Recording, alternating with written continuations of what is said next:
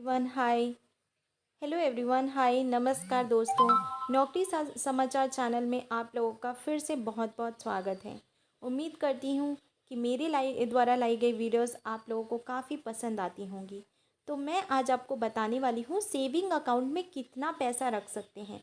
जानिए आरबीआई का क्या नियम है, और ये अपडेटेड नियम है, नहीं तो पकड़ लेगी इनकम टैक्स विभाग। तो अगर आप इनकम टैक्स से बचना चाहते हैं, नहीं चाहते कि आपको भी कोई प्रॉब्लम फेस करना पड़े इनकम टैक्स डिपार्टमेंट की तरफ से, तो प्लीज़ आप इस चीज़ को ज़रूर फॉलो करें। तो चलिए हम आपको डिटेल पर बताते हैं कि भारत में सभी लोग सेविंग बैंक अकाउंट खुलवाते हैं, लेकिन सेविंग बैंक अकाउंट खुलवाने के साथ साथ उन्हें बहुत ही महत्वपूर्ण बातों पर ध्यान रखना होता है कि उनकी सेविंग बैंक अकाउंट में कितना पैसा होना चाहिए और आरबीआई का क्या नियम है। आज की इस आधुनिक दुनिया में डिजिटल बैंकिंग का चलन सबसे ज़्यादा बढ़ गया है।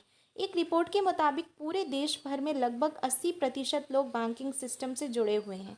नई पीढ़ी जैसे जैसे डेवलप हो रही है, सबसे ज़्यादा बैंक में पैसे रखे जा रहे हैं, क्योंकि उन बैंकों पर सबसे ज़्यादा लोग भरोसा करते हैं। सरकार की तरफ से जनता के लिए सुविधाओं को पहुंचाने के लिए बैंकों की सेवाएं को और भी मजबूत बनाया जा रहा है।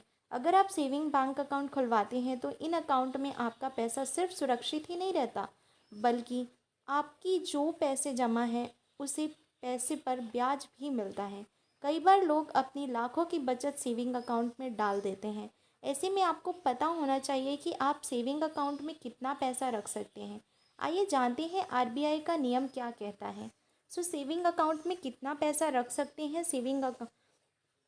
भारत में हर कोई सेविंग अकाउंट खुलवा लेते हैं, लेकिन उन्हें सेविंग अकाउंट में कितना पैसा रखना चाहिए ये उन्हें पता नहीं होता है। तो आपको बता दें कि सेविंग अकाउंट को लेकर ऐसा कोई लिमिट तय नहीं किया गया है। आप जितना चाहें उतना पैसा सेविंग अकाउंट में रख सकते हैं, लेकिन आपको इतना पता होना चाहिए कि आपके बैंक अकाउंट में जमा रकम इनकम टैक्स के दायरे में नहीं आना चाहिए। आप सेविंग अकाउंट में जो भी पैसा रखते हैं तो इसकी आधिकारिक जानकारी इनकम टैक्स डिपार्टमेंट को देना होगा। इसके साथ ही कमाई का भी स्रोत इनकम टैक्स डिपार्टमेंट को बताना होगा। अगर आप एक वित्त वर्ष में 10 लाख रुपए से अधिक बैंक अकाउंट में जमा करते हैं तो इसकी जानकारी central bank of direct tax को देना होगा। इसके साथ साथ यह लिमिट एफडी में, cash deposit, bond, mutual fund और शेयर में निवेश पर भी लागू होता है। 10 लाख रुपए से ज़्यादा रकम रखने पर इनकम टैक्स मांगेगा रिपोर्ट। अगर आपने अपने खाते पर 10 लाख रुपए से अधिक पैसे रखे हुए हैं तो इनकम टैक्स डिपार्टमेंट आपसे पूरा रिपोर्ट मांगेगा। अगर वे आपके दिए गए जवाब से संतुष्ट हो जाता है तो वे जांच भी कर सकता है। इस प्रकार अगर जांच में आप पकड़े जाते हैं तो आपको भारी जुर्माना देना पड़ेगा। इनकम टैक्स डिपार्टमेंट जमा रकम पर लगभग 60% टैक्स, 25% सरचार्ज और 4% प्लस चार्ज टैक्स को लगा सकता है। सेविंग अकाउंट में पैसा रखना सही है या फिर गलत? आपको बता दें कि बचत खाते में मोटी रकम रखने का कोई मतलब ही नहीं है। आप इन पैसों को शेयर बाजार या फिर म्यूचुअल फंड में निवेश कर सकते हैं, जिनसे आपको अच्छा रिटर्न मिल सकता है। इसके साथ ही अगर आप जोखिम नहीं उठाना चाहते हैं तो फिर आपको बैंक में ही पैसे को रखना सही होगा। अगर आप अपने पैसे से सबसे ज़्यादा लाभ प्राप्त करना चाहते हैं, वह भी बिना रिस्क लिए हुए, तो आप बैंक में उस पैसे को फिक्स डिपॉजिट करवा सकते हैं।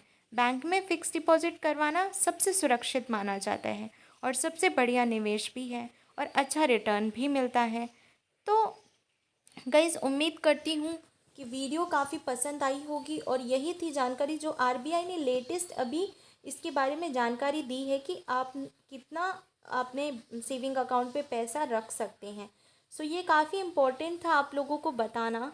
मुझे लगा कि बहुत सारे ऐसे लोग होते हैं जो जिन्हें नहीं पता होता है। लिटरली बता रही हूँ कि मैंने ऐसे बहुत सारे लोग देखे हैं हमारे रूरल एरियाज़ में, जिनका खाता तो होता है बट उनको कुछ नहीं पता होता, और उनका इनकम तो आता है बट उनको पता नहीं होता है कि कितना बैलेंस होना चाहिए, क्या है, ऑनलाइन यूज़ नहीं करना आता चीज़ों को।